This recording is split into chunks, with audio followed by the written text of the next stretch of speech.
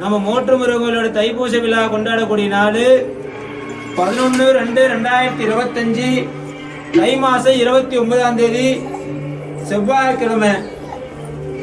சரிங்களா? அன்னைக்கு தான் நம்மளது வருடத்திலே ஒரு முறை கொண்டாடக்கூடிய தைப்பூச விழாவானது அன்று நம்ம காலையில நேர காலமா பூஜையானது ஆரம்பிக்கப்படும். காலையில ஒரு 6 மணி அளவில் ஏக வேள்வியானது ஆரம்பிக்கப்பட்டு அதை தொடர்ந்து பூஜையானது நிறைவேற்றப்பட்டு வருகின்ற அனைத்து பக்தர்களுக்கும் அன்னதானம் வழங்கப்படும்.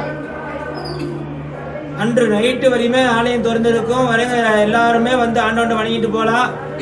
இந்த விரதம் இருக்கிறவங்க, இந்த தைப்பூசத்துக்காக விரதம் இருக்கிறவங்க அன்னைக்கு சுவாமிக்கு அரளி மாலையோ அல்ல அரளிப்பூவோ வாங்கிட்டு வந்து அர்ச்சனை பண்ணிட்டு போனா எண்ணிய காரியங்கள் கூடும். தைப்பூசத்துல